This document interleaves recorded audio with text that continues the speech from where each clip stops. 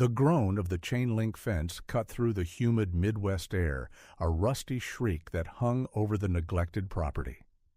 David's hand came away from the gate, stained with a tetanus orange powder, his heart sinking with each step he took. Something was deeply wrong with this house, a place he'd visited for years. The lawn, once meticulously edged by Tom every Saturday, was now a small wilderness, with crabgrass and dandelions reaching knee-high in patches. Broken toys littered the cracked flagstone path to the door like skeletal remains in a forgotten sea. A one-armed doll, its single eye staring blankly at the sky, was half swallowed by weeds. An overturned Tonka truck, missing 2 wheels, had lost its signature yellow paint, exposing the raw metal beneath like a festering wound. The doorbell button was a dead, cracked plastic circle, a detail David found deeply unsettling given Tom's former obsession with keeping everything in working order. His knuckles rapped against the peeling paint of the door, the sound absorbed by the heavy, tomb-like quiet within. The late October sun slanted weakly through the grimy windows, creating hazy golden bars that danced in the still air, revealing a universe of dust motes drifting like microscopic debris. "Tom?"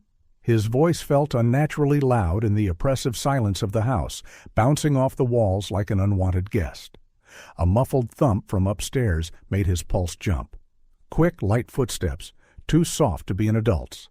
The sound of children's whispers tangled with the hiss of running water. David took a fortifying breath and pushed the door, which swung open on a single, protesting hinge. The sight inside was a physical blow. The entryway, once a gallery of perfectly aligned family photos, now showed only pale, ghostly rectangles on the wallpaper where the frames used to be. A few lay shattered on the floor, veiled in a thin film of dust, as if no one had the heart to clean up the memories. The staircase to the second floor seemed to loom over him, the steps creaking under his weight as if complaining about the intrusion. David climbed slowly, drawn by the muffled sounds of water and frantic movement. The upstairs hallway was plunged in shadow, save for a sliver of light bleeding from under the bathroom door, a golden wound in a world of gray. "Faster, Sophia, Daddy," said we have to finish before he comes back. Emily's voice, even as a whisper, held a taut urgency that had no place in a 6-year-old. The door swung open before David could knock, revealing a scene that would be forever seared into his mind. 2 little girls, kneeling on the tile floor, froze like startled fawns at the sight of him, small, worn-out scrub brushes clutched in their hands. The suffocating chemical smell of cleaning products made his eyes water. Emily, the older one, had her brown hair pulled back in a haphazard ponytail, flyaway strands clinging to a face far too grim for her years. Her oversized T-shirt was soaked at the hem and splotched with bleach, and a network of tiny cuts and scratches crisscrossed her arms like a roadmap of hidden struggles. Beside her, Lily, who had just turned 5, gripped a brush nearly as big as her own small hand, holding it like a shield. Her green eyes, the exact shade as her mother's, were wide and locked on the intruder. Her knees were raw and red from the cold, hard tile, and the floral dress she wore, a gift David remembered from last Christmas, was faded and patched in several spots. "Uncle Frank?"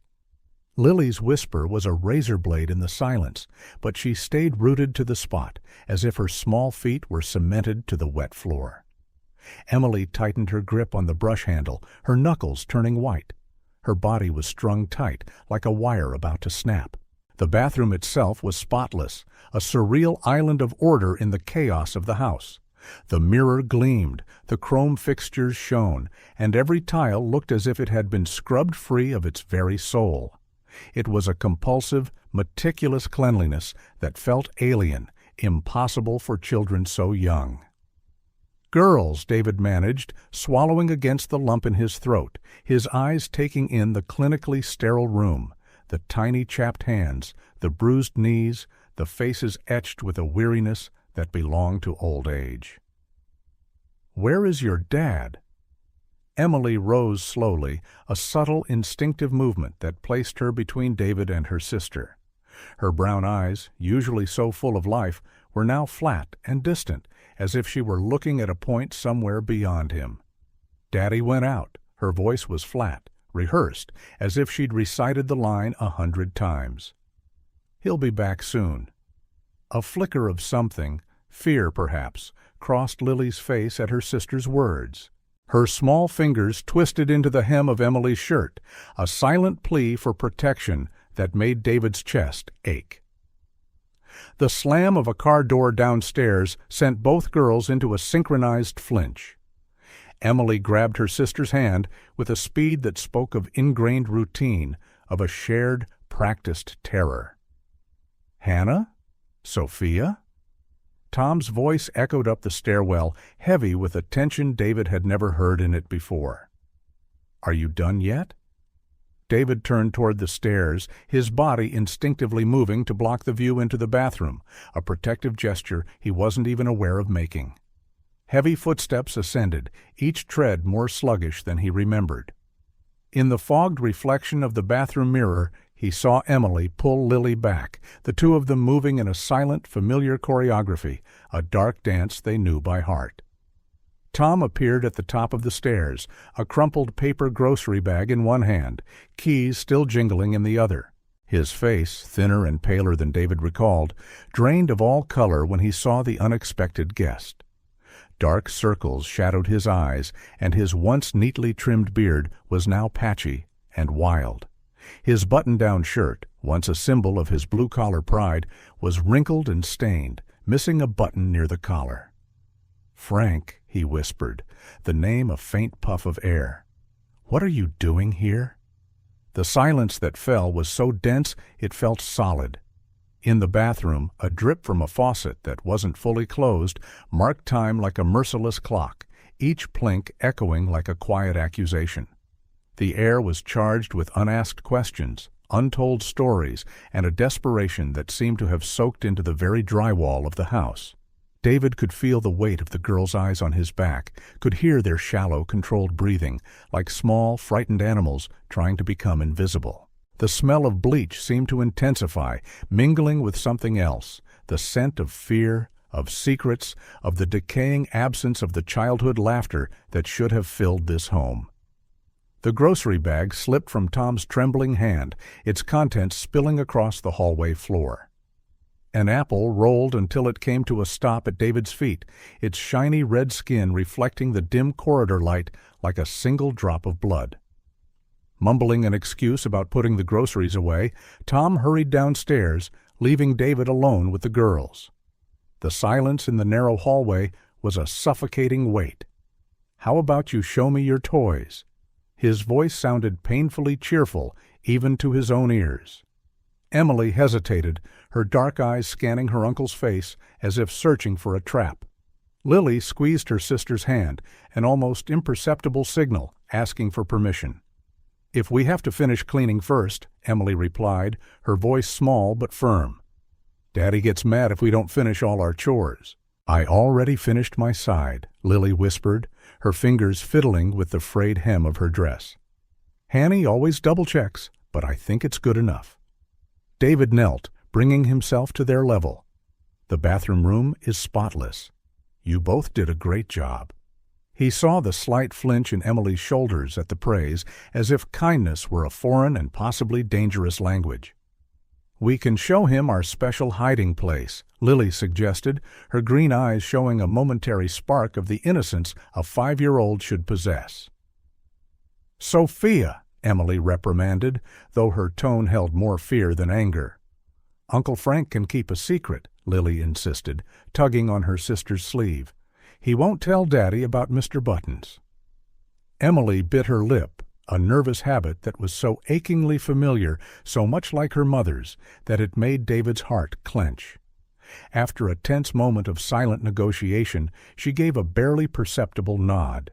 The girls led him to their shared bedroom, moving with the practiced quiet of mice over the threadbare carpet.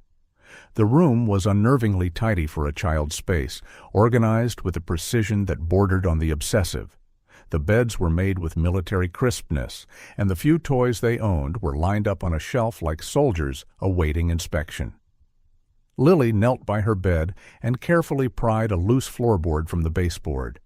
From the makeshift hiding place, she pulled out a worn-out stuffed rabbit, missing one eye and held together with clumsy amateur stitches. "This is Mr. Buttons," she introduced in a reverent whisper. "Daddy says toys are for babies, but Hanny fixed him for me." Emily stood guard by the door as her sister spoke, her shoulders tense, her small hands twisting together in a nervous ballet.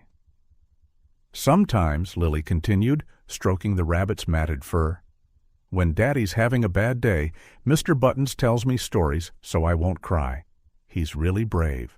"Sophia likes to make up stories," Emily interjected quickly, a faint tremor in her voice. "Little kids do that." David noticed the faint yellowish bruises on Emily's arms, partially hidden by her oversized T-shirt. She instinctively tugged the fabric down when she saw him looking. "Does Mr. Burton know how to keep secrets?" David asked softly, his heart hammering against his ribs. Lily nodded solemnly. "He keeps all the important secrets, like when Daddy breaks things, or when—" "Sophia!" Emily cut in, her voice sharp with panic. "To remember what Daddy said about talking too much." Lily's face fell, and she clutched the rabbit to her chest as if for protection. "Sorry, Henchny, I forgot." David felt a wave of nausea. The way the two girls communicated with a single weighted look was a silent language born of shared trauma. "You know," he began, choosing his words with care, "when I was little like you two, I also had a special friend, a teddy bear named Charlie, who helped me when I felt scared or sad." Emily watched him with an unsettling intensity, as if trying to gauge his sincerity. Lily, still clutching Mr. Buttons, edged a bit closer. "Mr. Fond says, 'You seem nice,'" she murmured, "like Mommy used to be." The use of the past tense made David flinch. Ashley had been gone for 8 months, taken by a car crash that had left scars far deeper than the physical. "Mommy always knew when we needed hugs," Lily continued, her voice fading. "Now we only have Mr. Buttons and Hanny, of course." Emily sat on the edge of the bed, letting Lily curl up beside her. The protective gesture was both touching and devastating, a 6-year-old burdened with the care of her younger sister. Sometimes Emily spoke so softly, David had to lean in. "When things get hard, we hide here. Sophia tells stories to Mr. Buttons, and I—" She trailed off, swallowing hard. "I try to be brave like Mommy was." "And you are very brave," David assured her, seeing her quickly swipe at a tear with the back of her hand. A noise downstairs made them all jump. Emily snatched Mr. Buttons and returned him to his hiding place with practiced speed. "Don't tell Daddy," Lily pleaded, her big eyes filled with terror. "He says big girls don't need toys." "We have to be strong and useful," Emily added automatically, as if reciting a catechism. "Useful girls don't cause trouble." The sound of footsteps on the stairs made them freeze. Emily quickly pulled Lily into a more casual pose, grabbing a book from the shelf and flipping it open to a random page. "We're just reading Uncle Frank," she said loudly, her voice pitched to carry through the door. "Like good girls do." David's heart fractured at the sight of them, the masks of normalcy sliding so easily over their young faces. Lily forced a smile, though her fingers trembled on the illustrated page. Tom's shadow passed by the crack under the door, pausing for a moment before moving on down the hall toward his office. Only when his footsteps faded did the girls relax, and even then, only slightly. "Uncle Frank," Lily whispered after a tense silence, "Mr. Buttons wants to know if you'll come back to visit us." Emily said nothing, but her eyes met David's with a weight no child should carry, a look that was a mixture of hope and fear, a plea and a resignation. "Of course I'll come back," he promised, his voice hoarse with emotion. "And you can count on me to keep Mr. Buttons' secrets." A small smile, the first genuine one he'd seen all afternoon, touched Lily's face. Emily remained serious, but a fraction of the tension left her shoulders, as if a tiny piece of the burden she carried had been shared. David returned the next day, a discreet bag of cookies tucked inside his jacket. He found the girls in the yard, raking dry leaves with brooms far too large for them. Emily stopped mid-sweep when she saw him, her hands tightening on the wooden handle. "Daddy's at work," she informed him, her eyes darting to the empty street. Lily dropped her rake, a hesitant smile blooming on her face. "Mr. Button said you'd come back." They sat on the porch steps, sharing the cookies with the careful deliberation of castaways savoring a rare feast. David noted how Emily carefully pocketed a few, likely saving them for later. "How was your day?" he asked, watching Lily unconsciously scoot closer to her sister whenever a car passed. "It was a good day," Emily responded automatically. "We did all our chores, and Daddy didn't break anything last night." Sophia added in a low voice, her dress catching the cookie crumbs, "He just stayed in his office with that awful smell." Emily shot her sister a warning glare, but David had already seized on it. What awful smell! "That smell from the brown bottle," Lily explained with heartbreaking innocence. "It makes Daddy act different sometimes," he cries, and talks to Mommy's picture other times. "Sophia," Emily interrupted, her voice trembling. David gently placed a hand on Emily's arm. "It's okay, you can tell me about Daddy's different moods." Emily swallowed hard, her gaze fixed on the scattered leaves. "Some days he's sad, some days he's angry, and there are days," she paused, taking a shaky breath. "Days he doesn't even seem like our Dad." "Like Tuesday," Lily whispered, when he broke all the plates. "Were you scared?" David asked softly. Emily shook her head. "We can't be scared. We have to be strong and useful, and then clean up afterward." "Hanny hid me in the closet," Lily went on, her fingers twisting the hem of her dress. "She always hides me when Daddy's having a really bad day." David felt tears sting his eyes. "Who hides you, Hannah?" The silence that followed was heavy and absolute. Emily shrugged, a gesture so adult and resigned it broke David's heart.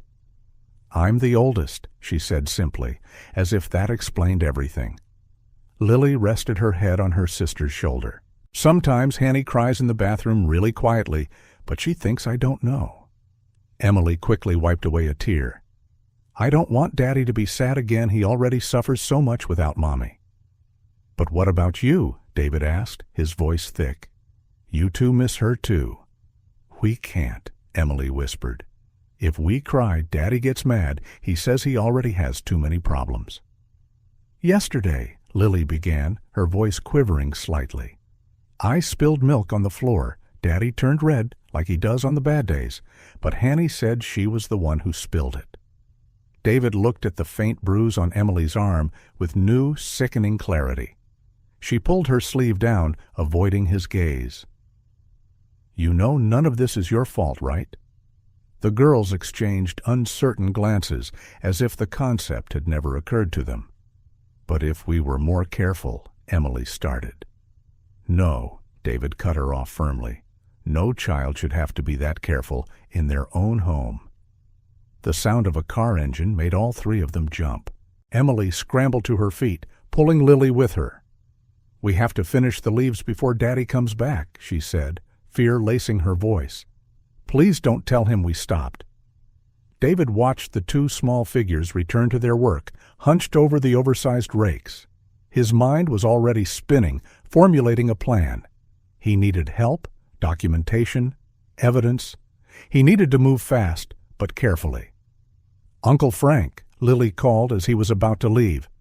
"Mr. Button said you're different from the other grown-ups who sometimes visit." "Different? How?" "You look at us," Emily replied quietly. "Really look." David felt his chest tighten. "I promise I'll keep looking, and I'll do something about what I see." The girls didn't reply, but something in their eyes shifted, a tiny spark that might have been hope. For 3 days, David observed the house from a distance, documenting patterns in a small black notebook. Tom left at 7:15 a.m., always shouting last-minute instructions through the door. The curtains stayed drawn until he was gone, at which point Emily would carefully open them, letting thin stripes of light into the house. The phone never rang. The mail carrier passed by without stopping. There were no visitors, except for a liquor delivery truck that came twice a week, carrying brown cardboard boxes to the office at the back of the house. That morning, David parked farther down the street and waited for Tom to leave. He found the girls cleaning the windows when he approached, Emily teetering on a wobbly kitchen chair. "Do you ever get visitors?" he asked casually, helping her down. "Not anymore," Emily answered, wringing out a wet rag. "Daddy says people don't understand our special situation." "Aunt Marie tried to visit once," Lily added, scrubbing the lower pane of glass. "Daddy got really mad, said she wanted to take us away from him." Emily shuddered at the memory. "He locked all the doors after that, and he disconnected the phone because he said people only call to cause trouble." David made a mental note. Susan, Ashley's sister, had tried to raise the alarm months ago. No one had believed her. "What about school?" he asked, noticing the girls exchange a quick look. "Daddy homeschools us now," Emily explained. "He says it's safer." "That teacher's asked too many questions," Lily murmured. "Like when Miss Peters saw my bruised arm. Daddy got so mad that we had to change schools. After that, he decided it was better if we stayed home." Emily quickly changed the subject, her eyes constantly checking the clock on the wall. "We have to finish before lunch. Daddy calls to check if we're following the schedule." David noticed the sheets of paper taped to the refrigerator. Meticulous lists of chores, rigid schedules, endless rules scrawled in Tom's uneven hand. House rules. Helpful girls are quiet. Chores first, always. Do not answer the door or phone. Do not talk about family matters. Keep the house spotless. Do not bother Daddy in the office. No crying, no complaining, no making noise. Do not mention Mommy. He checks each item, Emily explained, seeing where David was looking. "If something isn't perfect, does he yell?" David asked softly.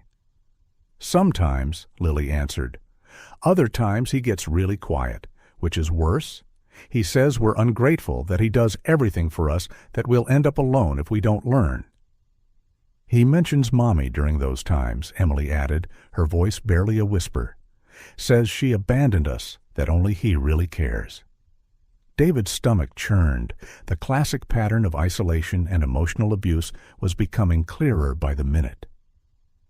"Yesterday he tore up my drawing," Lily continued, silent tears tracing paths through the grime on her cheeks. "I'd drawn Mommy with angel wings, but he said we shouldn't be thinking about her, that it hurt him too much." Emily hugged her sister. "He cried after that, said he was sorry. He always says sorry, says he just wants to protect us from the bad world out there." "Do you believe that?" A heavy silence. "Sometimes," Emily admitted. "When he's sober and kind, he seems like our old dad tells stories, makes promises." Her voice trailed off. "But then the brown bottle smell comes, and everything changes." David discreetly took photos of the visible bruises with his phone while the girls worked. He photographed the rules, the locked liquor cabinet, the prescription pill bottles in the bathroom. "A social worker came once," Emily remarked as they put away the cleaning supplies. "Daddy rehearsed with us for days about what we should say, how to smile, how to look happy." "He said they'd take us away if we weren't convincing," Lily finished, "that we'd never see him again." "Did you believe him?" "We didn't know what was true," Emily answered. "We still don't sometimes yet. When he's really angry, we wish someone would take us. Other times we're scared," Lily concluded simply. David watched them move about the house, always on high alert, always in sync, always ready to appease or to hide. Their trauma was etched into every cautious gesture, every guarded look, every practiced silence. "He says no one will believe us," Emily whispered as she put the last cleaning bottle away. "We're just kids. He's a devoted father who lost his wife." "I believe you," David said firmly, his notes already forming a damning file. "And I'm going to make others believe you too." The girls didn't answer, but for the first time since he'd started visiting, they didn't immediately check the clock. It was a tiny act of defiance, a small crack in the wall of fear Tom had built around them. David knew he had to act, and soon. Every day in that house was another layer of psychological damage, another normalization of the insane, another small piece of childhood being extinguished. As he said goodbye, he noticed a new drawing hidden under Lily's mattress. 3 figures smiling tentatively, a shy son in the corner. No rules, no fear, no brown bottles, just a fragile hope rendered on a wrinkled piece of paper. Tom's office smelled of stale whiskey and despair when David walked in without knocking. The curtains were drawn, casting a sickly, dim light over everything, making the mess more menacing. Tom looked up from the half-empty bottle on his desk, his expression flickering from surprise to anger. "How did you get in here?" His voice was slurred, but his eyes held a dangerous glint. "Hannah let me in," David replied, staying near the door, "after you yelled at her for spilling a glass of water." Tom shot to his feet, the chair scraping violently against the hardwood floor. "You have no right to barge into my house like this, no right to question how I raise my daughters." "Your daughters?" David kept his voice even, though his hands were clenched into fists. "The ones you forced to clean this house like maids, the ones you terrorize with your angry outbursts? You don't understand anything." Tom slammed his hand on the desk, toppling the bottle. "I lost Sarah. I lost everything. I am doing the best I can." Upstairs, a muffled thump suggested Emily was shepherding Lily into their designated hiding spot. David stepped forward. "Your best, that's what you call isolating your daughters from the world, manipulating them with fear, turning 2 little kids into your caretakers?" Tom stumbled around the desk, his face flushed with fury and alcohol. "Who do you think you are coming into my house poisoning my daughters against me?" "I'm someone who cares about them enough not to stay silent," David said, pulling out his phone. "And I'm not alone in this." Tom's expression shifted when he saw the photos on the screen, the bruises, the rules, the prescriptions, the empty bottles. The color drained from his face. "You can't prove anything," he whispered, but fear had crept into his voice. "I'm a devoted father. Everyone knows that. Including the social worker who will get these pictures, or the police," David took another step, "or Marie, who tried to warn everyone months ago." "Marie?" Tom spat the name like poison. "That meddler who tried to steal my daughters. She tried to save them just like I'm trying now." Tom moved with a drunk, surprising speed, grabbing the front of David's shirt. "You're not taking them away from me. They're my daughters, my family." "They are people, Brian." David didn't flinch. "Not your property, not your slaves, not your victims." "Shut up!" Tom roared, shoving David against the wall. The sound of footsteps overhead signaled the girls had heard, making both men pause. "Daddy!" Lily's voice trembled. "Is everything okay?" "Go back to your room, sweetheart," Tom called, his voice a sickeningly sweet imitation of a loving father. "Daddy is just talking to Uncle Frank." David used the moment to break free. "Talking, that's what you call your violent outbursts. What do you call what you do to your daughters?" "I love my daughters," Tom staggered. "I do everything for them. I protect them from the world." "No, Brian, you protect yourself. You use them to avoid facing your own pain, your guilt, your inability to cope with losing Sarah." The mention of his wife's name was a trigger. Tom lunged again, but this time David was prepared, keeping his phone recording, capturing Tom's wild rage, his threats, the stench of alcohol on his breath. "I've already notified the authorities," David informed him, keeping his distance. "I have weeks of records, the girls' statements, photos, videos, medical records Marie kept." "You can't do that," Tom whispered, all the fight draining out of him. He sank heavily into his chair. "They're all I have left." "Which is why you need help," David's tone softened. "You're destroying them. Brian, destroying yourself." Footsteps on the stairs made both men turn. Emily stood in the office doorway, pale but resolute. Lily hid behind her, clutching Mr. Buttons. "Don't hurt Uncle Frank," Emily pleaded, her small voice steady. "Please, Daddy." Tom buried his face in his hands, his shoulders shaking with sobs. I'm sorry, I'm sorry." David positioned himself between Tom and the girls.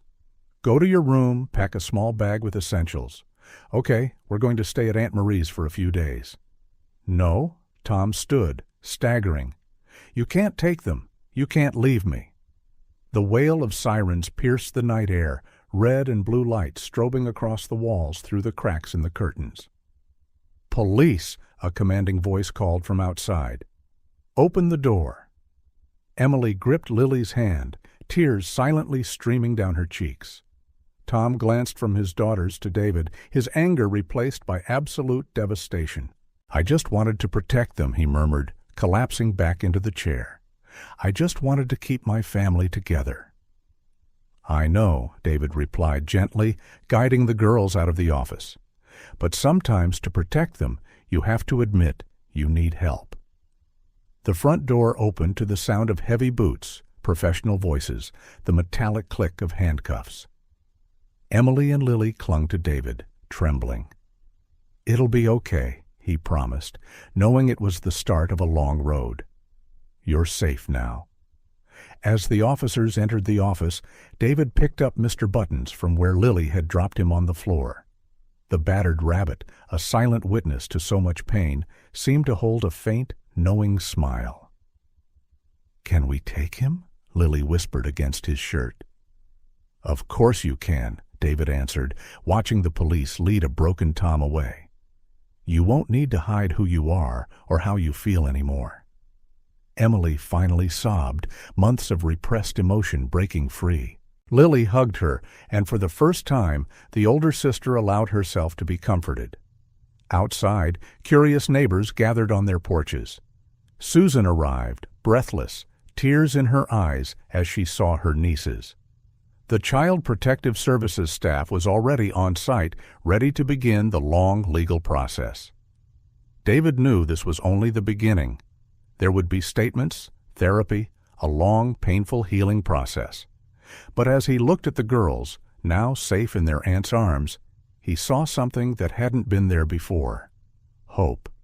And Mr. Buttons, still clutched in his hand, seemed to agree. Kate's office in New York City was a monument to corporate efficiency. From her window on the 42nd floor, she watched the city lights glitter while gripping the phone so tightly her knuckles were white. On the other end of the line, David was laying out a reality that felt like a surreal nightmare. "What do you mean you didn't get any of my emails?" Her voice trembled. "I sent photos, videos, daily messages for the girls." "Brian controlled everything," David explained gently. "We found dozens of fake email accounts on his computer. He'd reply, pretending to be you or the girls, keeping up the illusion of communication." Kate sank into her ergonomic chair, her legs suddenly refusing to hold her. On her laptop screen, she opened the family folder, hundreds of emails sent over 3 months, all with seemingly loving replies. A meticulously crafted fiction. Their messages seemed so real, she whispered. Little details about their daily life, small stories. How could he have known all that? "He interrogated them," David said, his voice tight with anger. "Forced them to reveal every detail of their routine, then used that information to fabricate responses. It was part of the psychological control." Kate opened a recent photo Emily had supposedly sent. She was smiling beside a drawing. Now, Kate saw the tension in her daughter's shoulders, the fear in her eyes she had mistaken for shyness. "He told the girls you were too busy for video calls," David went on. "That the time difference in Tokyo made it impossible. He always had some believable excuse." "And I believed him," Kate covered her mouth, stifling a sob. "When they seemed distant the few times we managed to talk, I thought they just missed me, that were adjusting." David took a breath before continuing. "We found your journal, Karen pages, where you wrote your concerns about his behavior. Before your trip, Brian photographed them. He used your own fears and doubts to craft responses that sounded authentic." The memory hit her like a physical blow. Those small arguments before she left, his insistence that she take the career-making opportunity, his promises he'd handle everything. He planned this, she realized, horror dawning. Used my absence, my guilt about leaving them. Karen, David interjected gently. H.E.K., a skillful manipulator, he isolated you just as much as he did the girls. She pulled a crumpled envelope from her desk drawer. Divorce papers, supposedly from her, with a letter explaining how the distance had changed her feelings. Another lie.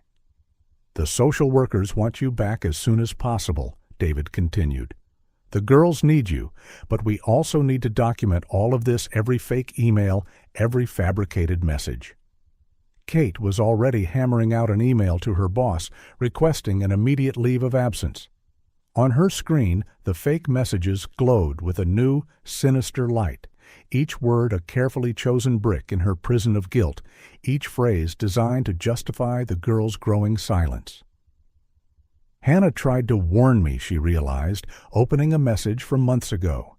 Here she wrote, she missed me the way the sky misses the stars when it's cloudy. That's not something a 6-year-old would say. He punished them if they tried to ask for help, David explained. We found a notebook where Hannah kept the letters she really wanted to send you, pages and pages of cries for help that never made it to you. The rustle of papers on the other end of the line. David read an excerpt. Mommy, today. Daddy broke the bathroom mirror. He said it was because he saw your face in it. Sophia cried, but he said it was her fault for being loud. I wish I could really send you this letter. Kate buried her face in her hands, tears flowing freely. How did I not see this? How did I let this happen? He built his manipulation gradually, David replied. First isolating you both from friends and family, then controlling communications. By the time you left for Tokyo, he'd already prepared the ground. On her computer, Kate opened a folder of old photos. The family smiling at a picnic, the girls playing in the yard, Tom hugging them with what looked like genuine warmth. How had that man become this monster? Or had he always been one, and she just hadn't wanted to see? The girls, she hesitated. Do they hate me? No, David replied firmly. They miss you deeply. Hannah keeps every real photo she has of you. Sophia still sleeps with the unicorn plush you gave her before you left. Kate closed her eyes, remembering the airport goodbye. Tom's encouraging smile, his promises to take care of everything, the girls' tight hugs. All part of the script. We found records of blocked calls, David continued. Marie, your sister, tried contacting you dozens of times. Brian intercepted them, all convinced the girls that the family had abandoned you. So what now? How do we even begin to fix all this? One day at a time, David answered. The girls are in therapy. Brian is in custody facing multiple charges. Marie's been amazing with them, but they need their mother. Kate was already organizing documents, making calls, preparing for her return. Every fake email she reread fueled her determination. Every forged photo strengthened her resolve. There's one more thing, David hesitated. We found videos on his computer recordings of the girls being forced to tape messages. For you, he made them repeat it until they seemed happy enough. Kate nearly dropped her laptop as she stood abruptly. Outside her window, the city buzzed on, oblivious to the world that had just crumbled on the 42nd floor. I'm taking the first available flight, she declared, her voice finding new strength in her rage. And Frank, thank you for being who I should have been, for noticing something was wrong. You were a victim too, Karen, he replied gently. Brian manipulated everyone, but now we can start rebuilding. After hanging up, Kate opened one last photo, the whole family, smiling, before everything fell apart. Her daughters looked so small, so innocent. Tom's smile now seemed more predatory than loving. As she packed her laptop, an old message from Lily blinked on the screen, a line that now had a heartbreaking new meaning. Mommy, sometimes I imagine you're a superhero on a secret mission that one day you'll come back and save everyone. Kate wiped her tears and closed the laptop. It was time to make that childish fantasy a reality. Her daughters had been waiting for a rescue for far too long. The interview room felt too small to contain so much trauma. Emily sat rigidly in the oversized chair, her feet dangling as the camera recorded her testimony. The forensic psychologist, Dr. Anderson, kept her voice gentle and professional. "Can you tell me about the house rules, Hannah?" The girl's fingers twisted in her lap. There was a list on the fridge, 10 main rules. Daddy would check it 3 times a day. And what would happen if one of the rules got broken? Emily looked down at her hands. It depended on his mood, on how he smelled from the brown bottle. In the observation room, Kate clutched David's hand so tightly it hurt. Through the one-way glass, they watched their eldest daughter reconstruct months of horror with painful precision. "Medical reports confirm consistent patterns of neglect and psychological abuse," murmured Ms. Wilson, the family's attorney. "Hannah's diary is going to be crucial evidence." On an adjacent monitor, they replayed Lily's interview from the day before. The younger girl clutched Mr. Buttons as she described how her sister would protect her, hiding her in the closet during Daddy's storms. "Judge Peterson is known for his firm stance on child abuse cases," Ms. Wilson continued, stacking a fresh pile of documents. "With the physical evidence, the girl's testimonies, and the record of digital manipulation, we have a strong case." The door opened silently. Susan entered with a thick folder. "We found more deleted emails from the main server, recorded conversations, pharmacy records." "He kept track of everything?" Kate asked, her voice quavering. "Abusers often document their acts," Dr. Anderson explained, joining them during a break. "It's a way to relive their power." In the interview room, Emily was now describing the fabricated email system with her mother. "Daddy made us tell him everything about our day. Then he'd write emails pretending to be us if we didn't tell it right." Her voice faltered. Dr. Anderson gently offered her a bottle of water. "We must prepare the girls for a courtroom confrontation," Ms. Wilson warned. "Brian is demanding the right to question them directly." "Absolutely not," Kate and David said in unison. "I agree," Dr. Anderson intervened. "I suggest video testimony. A direct confrontation would be devastating to the progress we've made." On the monitor, Lily was showing her interviewers the scars on her knees. "We had to clean until it was perfect. Hannah always said it was her fault when I got hurt, but it wasn't true." "The prosecution wants to use the social isolation pattern as an aggravating factor," Ms. Wilson said, "withdrawing them from school, cutting off communication, alienating family." "What about the proof of communication tampering?" David asked. "Fake emails, forged messages. Cybercrimes is preparing a full report." Brian wasn't as careful as he thought about hiding his tracks. In the adjacent room, Emily had begun to cry softly. "I tried to be strong, like Mommy wanted. I tried to protect Sophia, but sometimes it was too hard." Kate stood abruptly, tears streaming down her face. Susan wrapped her in a hug. "You were a victim too," she whispered. "He manipulated all of us." Ms. Wilson cleared her throat softly. "The preliminary hearing is next week. Brian is going to argue Karen's travel was parental neglect." "He literally forged documents asking for a divorce," Kate retorted, her voice gaining strength from her anger. "Faked my signature, manipulated evidence, which actually works in our favor," the attorney nodded. "Shows premeditation, a consistent pattern of manipulation." On the monitor, Lily was showing the secret hiding place where she kept Mr. Buttons. "It was our safe spot. Hannah told me stories about Mommy so I wouldn't be so scared." The door opened again. An assistant entered with more folders. "Complete phone records, sir. All the blocked calls, intercepted messages." "How long?" Kate asked softly. "How long until they can start healing?" Dr. Anderson sighed. "Childhood trauma is complex, but they have something crucial: real family support, unconditional love. Now they have safety to start processing." In the interview room, Emily had found a moment of composure. "I want other kids to know it's not their fault. Sometimes grown-ups do bad things, but it's not because we deserve it." Kate covered her mouth, stifling a sob. "She insists on testifying," Ms. Wilson said gently. "She wants to look her father in the eye and prove she's not afraid anymore." "She won't be alone," David stated firmly. "Neither of them is alone anymore." The rest of the afternoon was a blur of legal documents, strategy sessions, and psychological reports. The mountain of evidence grew, each page another facet of the nightmare Tom had systematically built. "The judge has already granted the protective order," Ms. Wilson informed them as they wrapped up.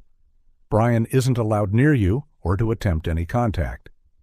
"And the girls?" Kate asked. "How do we protect them during the trial?" "We've triggered all relevant protocols," Dr. Anderson replied. "A new school with staff trained in trauma regular therapy, a controlled environment. The priority is giving them a sense of normalcy and safety." On the monitor, Lily had fallen asleep, hugging Mr. Buttons. Emily, in a room next door, was drawing a picture of her family, not as it was, but as it could be. No refrigerator rules, no darkness, no fear. "We're going to win this," Ms. Wilson asserted, closing her folder. "The system failed these girls before, but it won't fail them now." Kate gazed at her daughters through the glass. Emily, carrying so much on such small shoulders. Lily, finding solace in a worn-out stuffed rabbit. Both survivors of a war they never should have had to fight. "It's not just a legal battle," she said softly. "It's a fight for their childhood, for the right to be just children again." David placed a hand on her shoulder. "And this time, we fight it together." In the interview room, Emily had finished her drawing. A reunited family, genuine smiles, a bright sun in the corner, and in the hands of the figures representing her and Lily, there were no cleaning supplies, just flowers and toys. It was a silent promise, a hope rendered in crayon. And on the other side of that glass, an entire team was preparing to make that drawing a reality. Dr. Anderson's office was lit only by the soft glow of a desk lamp when David arrived with the latest findings. On the table, a stack of notebooks found in a false panel in Tom's closet revealed a meticulous history of calculated cruelty. "He documented everything," David said, his voice hoarse, like a sick social engineering project. The therapist adjusted her glasses, leafing through pages filled with Tom's slanted, angry handwriting. Detailed notes on each punishment, each psychological tactic, each piece of childhood he had stolen. March 15th, she read quietly. Hannah tried to call Karen Punishment Protocol VRA 3-4 hours in the basement. Sophia cried additional protocol. Implemented. Effectiveness I Kate, sitting on the sofa with shaking hands, listened as the therapist laid bare the full, horrific scope of the nightmare. He had an entire system, David explained, spreading out diagrams found on Tom's computer. Studied psychological manipulation techniques, implemented them, documented them as if they were experiments. April 7th, Dr. Anderson continued. Sophia mentioned missing her mom during dinner implemented gaslighting technique number 4, convincing her that Karen called yesterday and she forgot Hannah tried to defend her sister, activated punishment protocol number 2. Downstairs, the girls were in a session with another therapist, drawing out the experiences their words couldn't yet form. Emily's newest artwork revealed details her voice still couldn't articulate. Dark, looming shadows around a distorted father figure, tiny silhouettes cowering in corners, clocks with hands frozen on hours of terror. "We found this in the girls' room," David said, handing her a smaller notebook covered in faded unicorn stickers. Emily's secret diary. Kate opened it with trembling hands, recognizing her daughter's careful, precise script. Dear Diary, today Daddy broke Sophia's phone because it played Mommy's song. He said we needed to forget her, that she didn't love us anymore. Sophia cried a lot, so I had to be strong for both of us. Like always, sometimes when he drinks from that brown bottle, he talks to Mommy's picture. He yells that she ruined our family. Then he cries and apologizes. Promises he'll change, but he never changes. I hid Sophia in the closet again today. She's getting better at staying quiet, but I hate seeing her like this. Kids should be able to laugh. Right, that's what our teacher said once, before Daddy took us out of school. Dr. Anderson jotted down quick notes as Kate read from the diary, silent tears staining the pages. Hannah's level of awareness is extraordinary, the therapist commented. She developed incredibly sophisticated survival mechanisms for her age. At the cost of her childhood, David muttered bitterly. The next pages revealed an ever-growing catalog of daily horrors written from the unique perspective of a child trying to make sense of the senseless. Daddy locked all the windows. Today said the world outside wants to hurt us, that only he can protect us, but who protects us from him?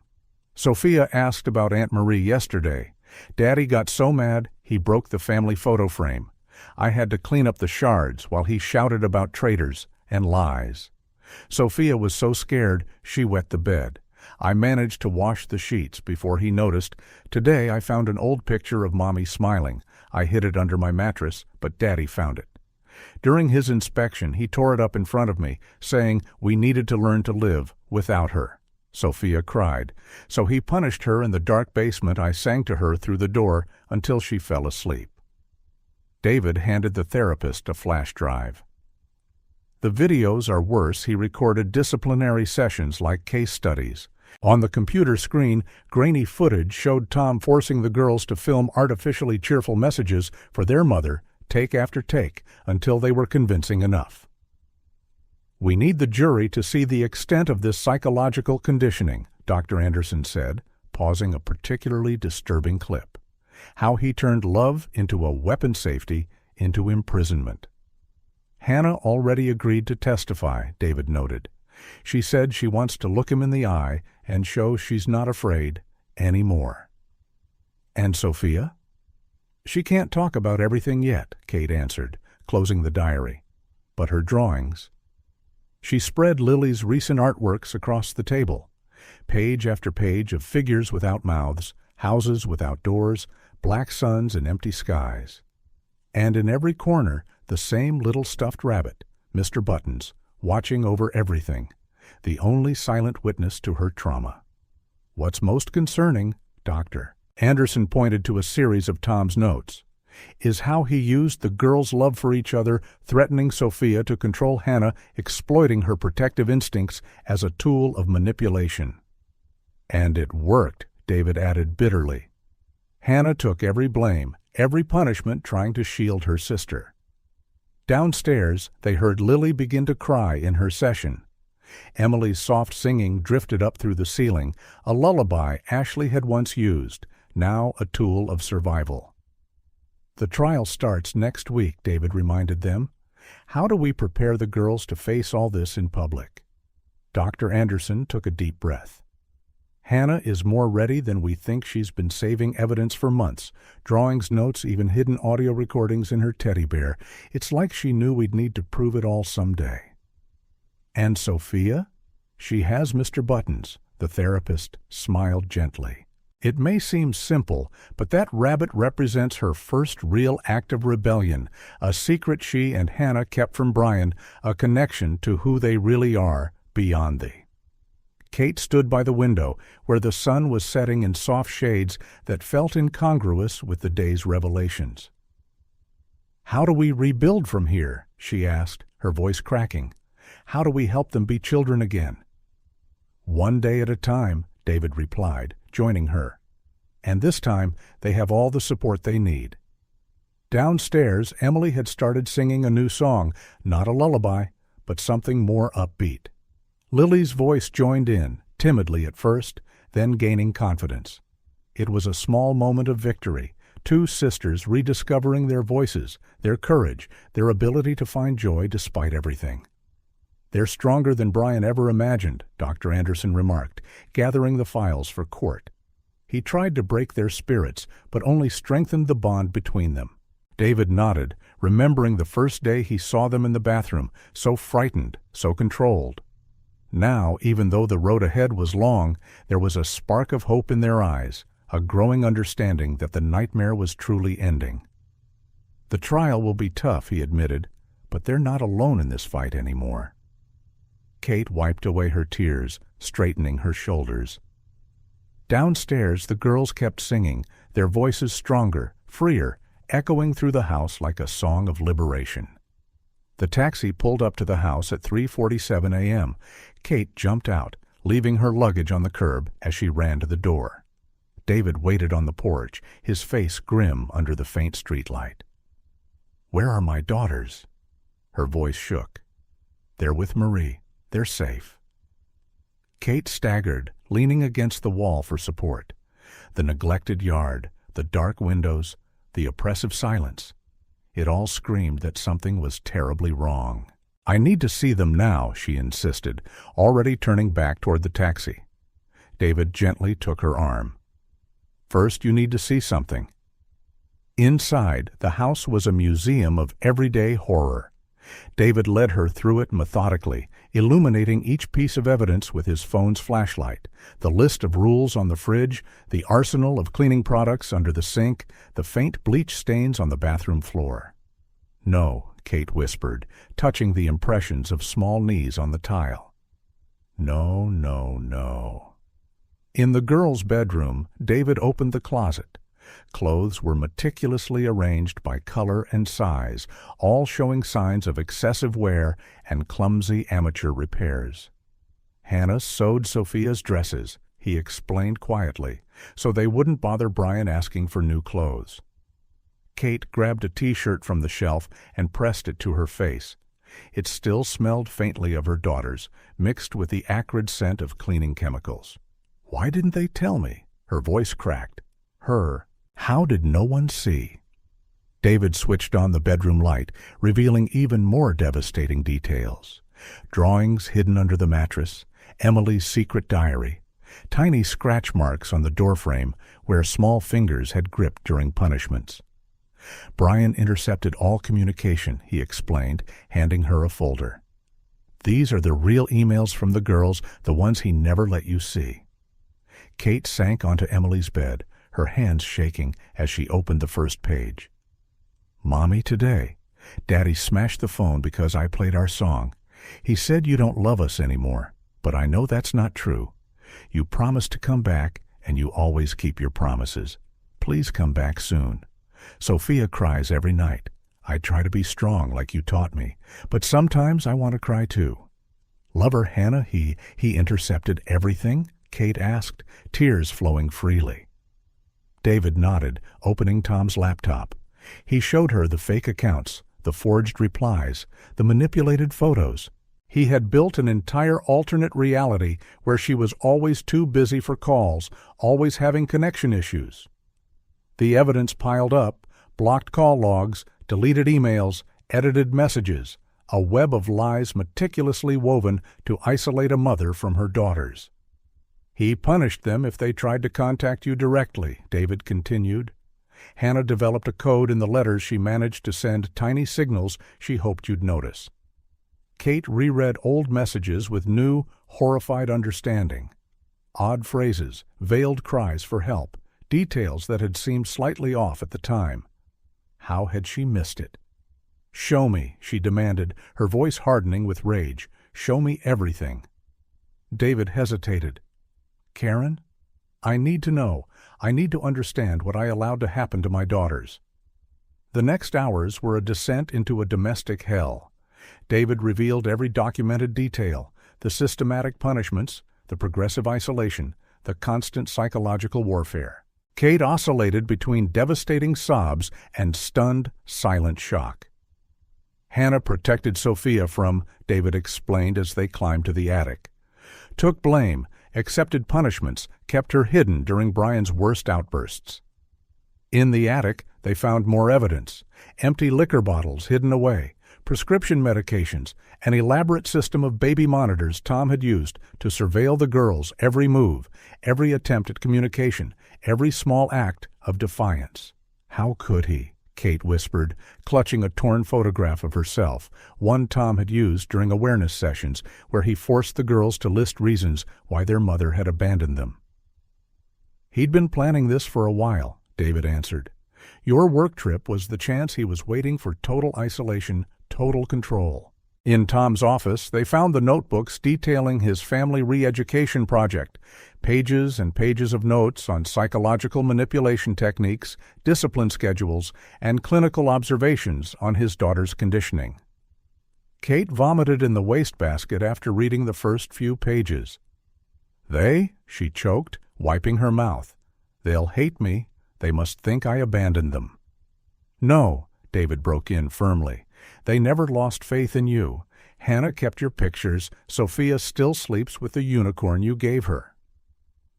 By the time they finished their tour of horrors, the sun was beginning to rise.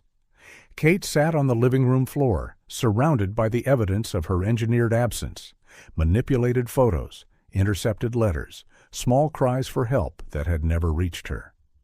"How do I even start fixing this?" she asked, her voice raw from weeping. "By being here now," David said, helping her to her feet.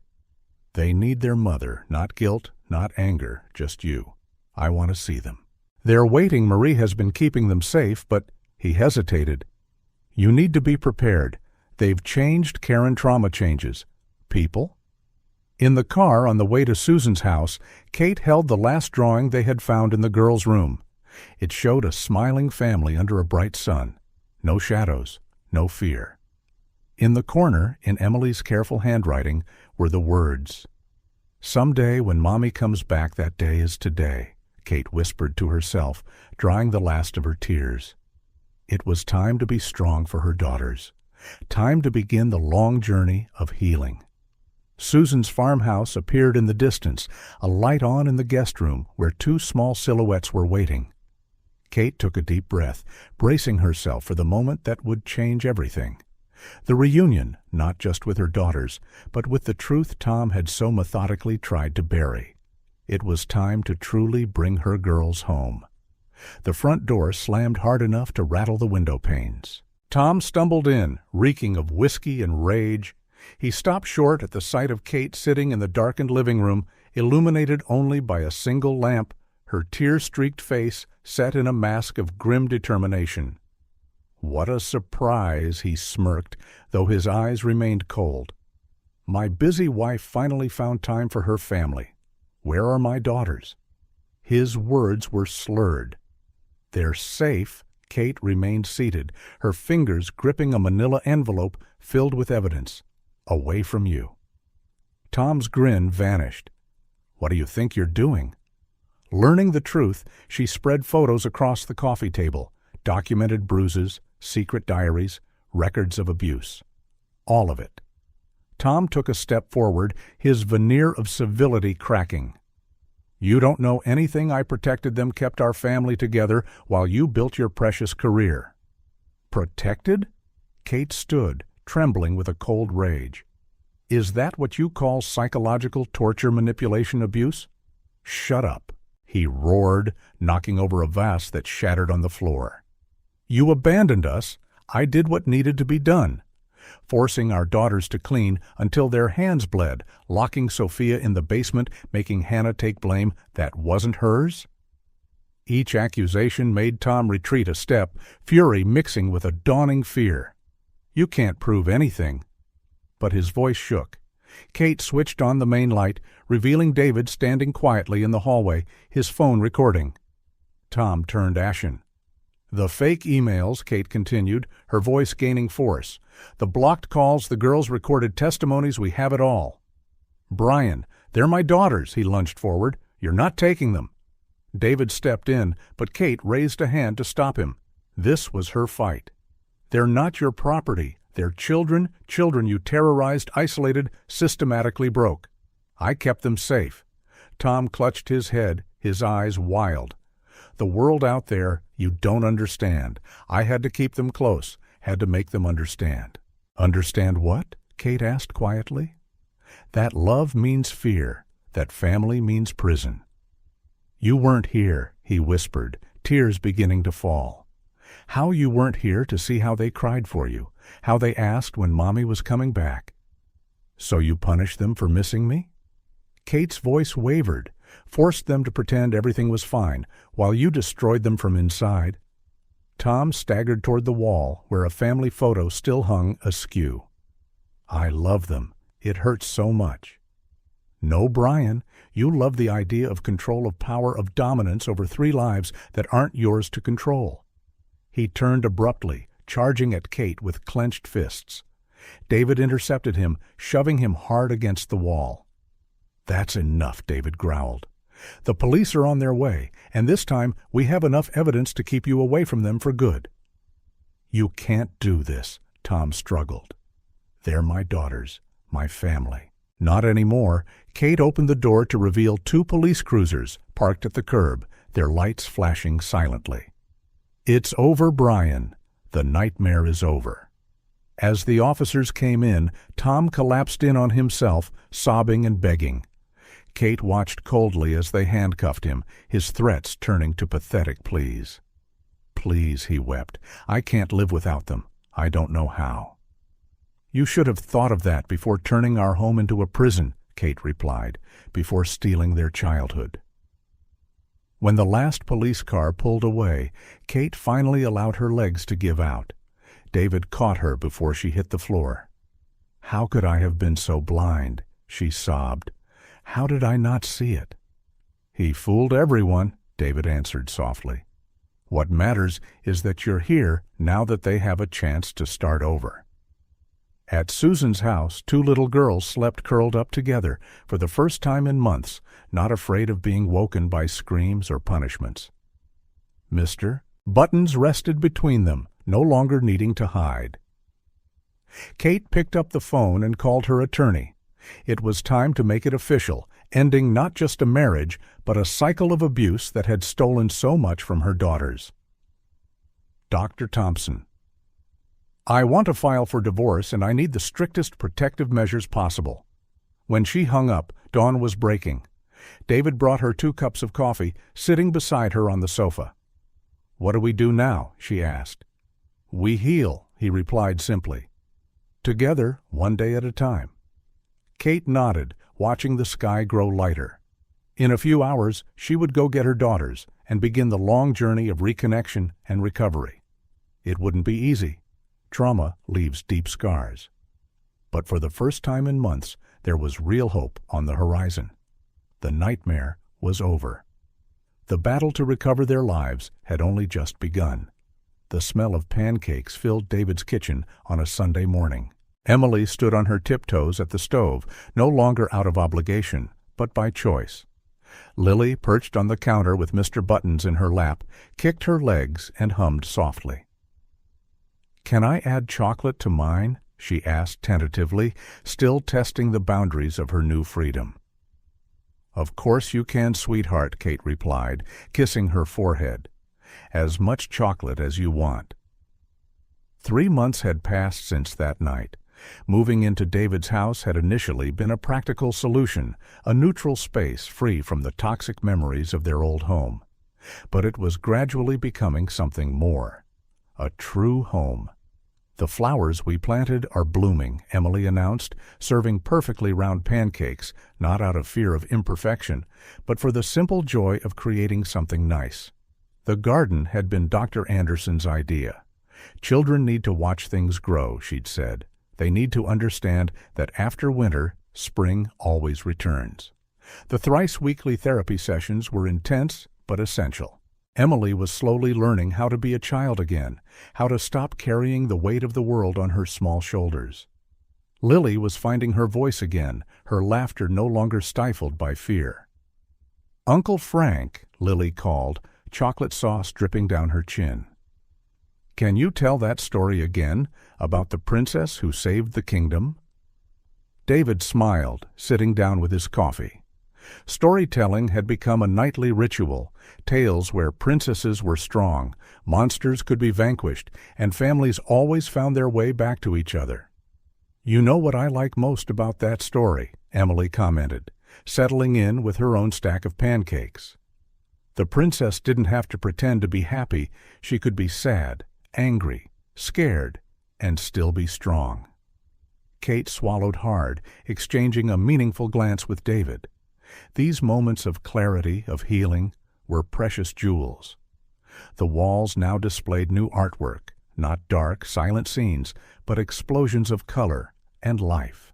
Lily's latest piece showed 5 figures, herself, Emily, Kate, David, and Mr. Buttons, all holding hands under a smiling sun. "Mom," Emily called softly during dessert. Can we visit Daddy someday?" The question hung in the air, a heavy cloud. Kate took a deep breath, choosing her words with care. "If and when you want to," she answered, "but only when you're really ready and with the proper support." Tom was undergoing treatment, serving time in a facility that combined incarceration with intensive therapy. The letters he sent each week were carefully vetted by the psychology team before they reached the girls. "Sometimes I miss him," Lily said quietly. "The dad from before, the one who laughed and played with us." "It's normal to miss him," David interjected gently. "We can love someone and still recognize that they hurt us." Family sessions with Dr. Anderson helped them navigate these complex feelings. The therapist stressed the importance of allowing every emotion, even the confusing and contradictory ones. That afternoon, while the girls played in the backyard, a sound that still filled Kate's heart with a profound joy, David found her quietly crying on the porch. "They're laughing," she whispered. "Really laughing, without fear, without pretending." The progress was visible in small, everyday details. Emily no longer obsessively checked if everything was spotless. Lily no longer cringed when someone raised their voice. They were both slowly, painstakingly learning that love doesn't come with conditions. Their new routine had structure without rigidity. There were rules, but they were based on mutual respect, not fear. The girls attended a new school specializing in helping children with trauma, making friends for the first time in months. "Look, Mom," Lily called from the yard. "I made a flower crown for Mr. Buttons." The stuffed rabbit, finally free from its hiding place, sat proudly at a makeshift picnic on the grass. Emily had made sandwiches, not because she had to, but because she wanted to share something with her sister. "Can I take a photo?" Kate asked, always careful to ask for permission. The girls posed, smiling, their cheeks flushed with sun and newfound freedom. David snapped a few more, capturing spontaneous moments of joy. Emily pushing Lily on a swing, the two of them rolling in the grass without a single worry about getting dirty. That night, during bath time, now a playful, splashy event rather than a terrifying chore, Emily whispered something that made Kate's heart skip a beat. "I think I finally understand what a real family is." "What's that, sweetheart?" "It's being able to be ourselves, to make mistakes, to cry, to laugh, and knowing nobody's going to stop loving us because of it." In the girls' bedroom, now decorated with vibrant colors and soft lighting, Kate and David took turns telling stories. No longer whispered horror tales in the dark, but narratives of hope, resilience, and unconditional love. "And the princess discovered," David narrated, "that her true strength didn't lie in being perfect, but in being real, accepting help when she needed it, crying when it hurt, laughing when she was happy." "Like us?" Lily asked, hugging Mr. Buttons, her eyes heavy with sleep. "Exactly like you," Kate replied, kissing both girls on the forehead.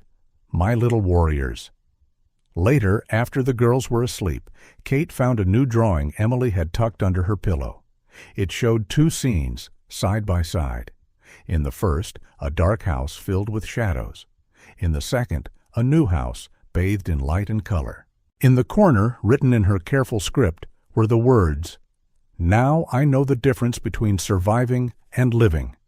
David found her crying again, but this time they were tears of relief, of gratitude, and of hope. "They're going to be fine," he said softly. "We all are," Kate replied, watching her daughters sleep peacefully for the first time in a long, long while. The healing journey was far from over. There would still be tough days, setbacks, scars that would take time to fade.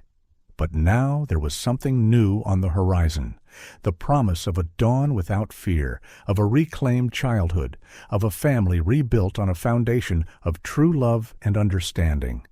The aroma of freshly brewed coffee and buttered toast filled the kitchen on a Saturday morning. Emily adjusted the pink apron, a gift from David, which she now wore with pride rather than duty, as she scrambled eggs for the family breakfast. Lily, seated on the counter with her legs swinging, was drawing in her new art notebook. "Look, Mom." Lily held up her drawing, her eyes gleaming. "It's us at yesterday's picnic." Kate moved closer to admire the artwork. No more blank faces or black suns. The paper burst with vibrant colors and genuine smiles, a family under a bright blue sky. In the corner, Mr. Buttons sat with a small flower crown Lily had made for him in art class. "It's wonderful, sweetheart," Kate said, kissing the top of her head and breathing in the scent of children's shampoo, a fragrance that made her silently grateful for such simple moments of normalcy. David walked in, carrying grocery bags from the local market. "Who's ready to bake cookies today?" "Me!" Lily exclaimed, hopping off the counter and running to help with the bags, no longer out of a fear of being useless, but from the pure joy of participating. Emily, watching from the stove, gave a small smile. "Can we make those chocolate chip ones Aunt Marie taught us?" 6 months had passed since they moved into David's house.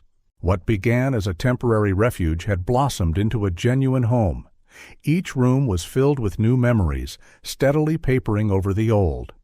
The living room, once formal and barely used, now showed the cheerful clutter of daily family life. Children's books scattered on the couch, toys stored in colorful bins, and recent photos capturing candid moments of happiness. The largest one, displayed prominently above the fireplace, showed 4 generations gathered together. Kate with the girls, Susan and Grandma Carol, all beaming at a recent Sunday lunch. In the garden, the flowers Emily and Lily had planted months ago were blooming in riotous bursts of color. Each new bud was celebrated like a small victory, a symbol of the family's own rebirth. "Uncle Frank," Lily said as they measured out the cookie ingredients, "can you tell that story again, the one about the phoenix rising from the ashes?" David smiled, beginning the tale that had become one of the girls' favorites, the story of a magical bird that, even after everything burned to the ground, found the strength to be reborn, stronger and more beautiful than before. Emily, carefully measuring the flower by choice now, not out of fear, chimed in. "We like the phoenix rising again after the fire." Kate swallowed hard, exchanging a knowing look with David. These flashes of wisdom still caught her off guard. The morning turned into an impromptu celebration of life and love. Flour flew, laughter echoed, and nobody cared about the mess in the kitchen. Emily, once obsessed with cleanliness and order, now laughed freely as Lily drew smiley faces on the unbaked cookies. "Can I take a picture?" David asked, ever mindful of asking for permission, a practice they had all adopted to respect each other's boundaries and choices. The girls posed proudly with their culinary creations, chocolate smudged on their faces, smiles genuine and wide. Kate joined in, and David set the timer so he could be in the photo too. Mr. Buttons, perched on the counter in a tiny chef's apron, completed the family portrait. In the afternoon, while the cookies cooled and an animated movie played on TV, Kate found Emily alone in her room, writing in her journal. Not a hidden record of horrors, but a companion where she could freely express her thoughts and feelings. "May I come in, sweetheart?" Emily smiled, closing the notebook without hurry or fear. "Sure, Mom. I was just writing about today." "Was it a good day?" "Really good," she replied, her eyes gleaming. "You know what I like most about being here? We can be happy without worrying. Someone will get mad about it." Kate sat beside her on the bed, noticing how Emily no longer tensed at the closeness. Hugs, once tense and reluctant, were now natural and warm. "Mom," Emily asked after a moment, "do you think I'll never forget all that stuff?" "No, my love," Kate answered candidly. Truth was a household policy. But you'll learn to carry those memories differently, like scars that remind us how strong we are. Downstairs, Lily's laughter rang out, followed by David's playful voice as he imitated cartoon characters. Emily smiled, a sound that still made Kate's heart leap with joy.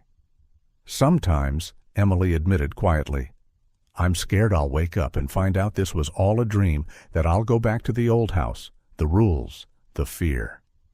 Kate hugged her, feeling how her daughter allowed herself to relax fully into the embrace. Another small, everyday miracle. This is real, my love, as real as the love we have for you and your sister. Evening brought its own kind of magic. Dinner was a collaborative affair, everyone helping in the kitchen out of choice, not obligation. Lily proudly set the table, placing a small vase of garden flowers in the center. Over dessert, cookies, still warm, served with milk, David surprised everyone with an announcement. "How about we turn the empty office into an art studio?" Lily's eyes went wide. "So we can paint and draw and make sculptures. Collages, any kind of art you want," he replied with a grin. "A space just for creating and expressing yourselves." Emily, who had recently discovered a talent for watercolor painting, hugged David impulsively. These spontaneous displays of affection were still new, still precious. "Can we hang our paintings on the walls?" Lily asked hopefully. "The whole world can be your gallery," Kate responded, already picturing the hallways turned into a permanent exhibit of children's art. Later, during bath time, now filled with fun and conversation, not fear, Lily asked a question that caught everyone off guard. "Uncle Frank, are you going to be our new dad?" A heavy silence fell over the bathroom. Kate held her breath, but David answered with his usual warmth. "I'm already part of this family in whatever way you want me to be. I don't need to replace anyone. I can just be another person who loves you." Emily, wrapped in her unicorn towel, thought this over seriously. Like a chosen family. "Exactly," Kate intervened, relieved. "Family isn't just the people you're born to, but also the ones you choose to stay with you." At bedtime, while David told them another story and Kate braided the girl's hair, Lily made a drowsy announcement. "I think I want to be an artist when I grow up." "You can be anything you want, sweetheart," Kate replied, her heart swelling with happiness at the simple fact that her daughters could dream of the future again. Emily, already half asleep, murmured, "I want to help other kids like Dr. Martinez helps us." David finished the story, not a hushed horror tale in the dark anymore, but a narrative of hope, love, and infinite possibilities. After the girls drifted off, Kate found David on the porch, gazing out at the nighttime garden where fireflies danced among the flowers.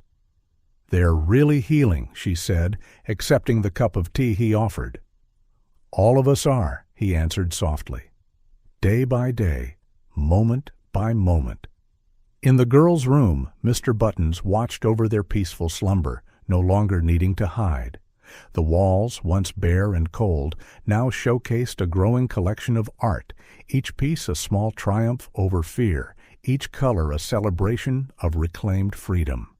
The house was quiet, but not with the oppressive silence of before.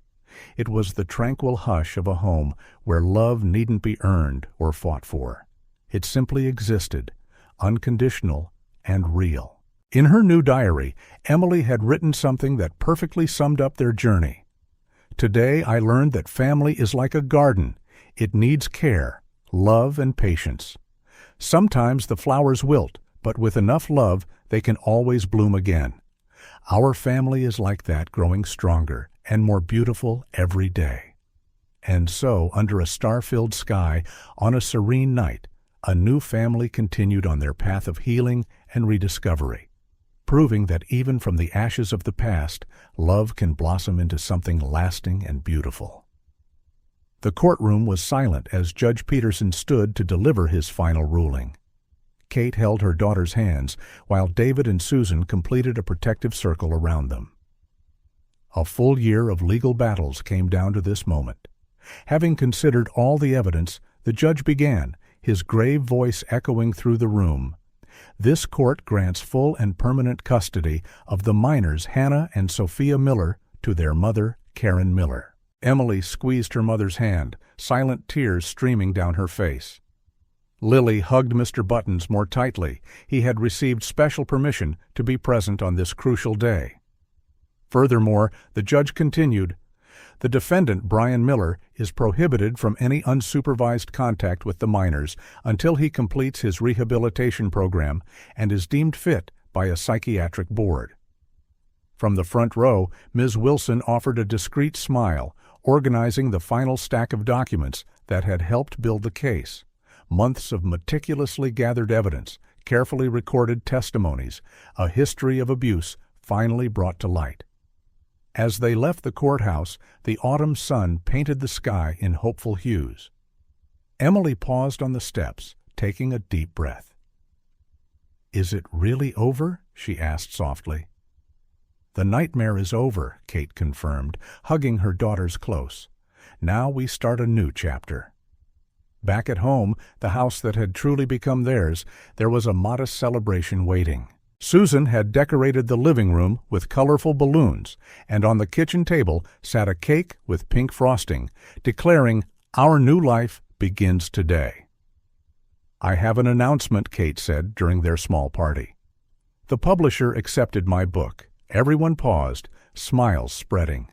Over the past few months, Kate had channeled her experiences into writing a book about surviving and recovering from family trauma. Rising from the Ashes, a guide for families in recovery, would be published the following spring. "Mom's going to be an author," Lily announced proudly, getting frosting on her new dress. And wonderfully, nobody minded the mess. "And I have another announcement," David added, his kind smile lighting up the room. The foundation approved our proposal. Project Phoenix, as they called it, would become a support center for families who had survived abuse. Kate would be the executive director, combining her corporate experience with her new life's mission. "Can we help other kids?" Emily asked, her eyes shining with renewed purpose. The little girl who once carried the world's weight on her shoulders now dreamed of lessening others' burdens. "That's exactly what we'll do," Kate confirmed. The afternoon turned into a celebration of not just the end of a battle, but the beginning of countless possibilities. In the garden, where autumn flowers still danced in the soft sunlight, Emily and Lily revealed their newest creation, a mural they had painted on the backyard wall. "It's our family tree," Emily explained, pointing to the different figures. But not just by blood by heart, too. The mural depicted a large tree with deep roots and branches reaching out to include various people. Kate, David, Susan, the grandparents, and even Mr. Buttons had a special place among the colorful leaves. "What about this empty space?" David asked, noticing a branch with no names. "It's for the people we'll still meet and love," Lily replied with the simple wisdom of a child whose heart was learning to open again. That night, after the guests had gone and the house was quiet once more, Kate found her daughters in the new art studio. Emily was painting with watercolors, her talent blossoming under the guidance of a supportive teacher, while Lily stitched a new outfit for Mr. Buttons. "Mom," Emily called, showing off her latest painting. "I painted our phoenix." The majestic bird in the painting rose from golden flames, its wings spread wide, not in despair, but in celebration. Within its multicolored feathers, reflections of a family reborn shone, vibrant with hope. "It's for the support center," she explained, "so other kids will know they can fly again, too." Kate embraced her daughter, marveling at her ability to transform pain into beauty, fear into hope. "You know what I like most about the phoenix?" Lily asked, looking up from her sewing project. "It never flies alone. There are always other phoenixes around. Like our family," David said from the doorway, carrying hot chocolate for everyone, a new tradition for special evenings. Sitting on the art studio floor, surrounded by creativity and love, they shared their hopes for the future. Emily spoke of studying child psychology. Lily dreamed of artistic endeavors. Kate and David exchanged knowing smiles, determined to do whatever it took to nurture these dreams. "There's something I've been wanting to ask," David said after a moment. "If you'll all allow it, I'd like to officially be part of this family." His request hovered in the air like gentle snowflakes, soft and full of promise. "You already are our family," Emily answered first, her eyes shining. But now it can be on paper, too? Lily asked hopefully. Kate looked at the man who had been her safe harbor in the storm, who had helped rebuild not just a house, but a home. Yes, she whispered, tears of joy escaping. 1,000 times, yes. Later, after tucking the girls in, no longer fearful of the dark, but drifting off to colorful dreams, Kate found a new drawing by Lily. It showed their expanded family, all holding hands, with a simple phrase in her childlike handwriting: "Love is stronger than fear." In what used to be the office, now repurposed as a planning space for the support center, David and Kate put the finishing touches on Project Phoenix. The walls displayed artwork by the girls, each piece a testament to healing and hope. "You know what I've realized," Kate remarked, looking at a recent family photo taken at the beach. "We're not just surviving anymore, we're really living." David nodded, fully understanding. Upstairs, their daughters slept safely, no longer haunted by nightmares. Outside, the flowers continued their eternal cycle of rebirth. And within those walls, one family was proving that true. Unconditional love could heal even the deepest wounds. "To new beginnings," David said, raising his cup of tea. "To our family," Kate added, her heart brimming with gratitude and hope. On the wall behind them, Emily's phoenix seemed to smile, its wings spread wide in an everlasting embrace of protection and love. A perfect symbol for a family that had learned life's most valuable lesson, that from the ashes of the past, with enough love, it's always possible to rise again, stronger, wiser, and more beautiful than ever.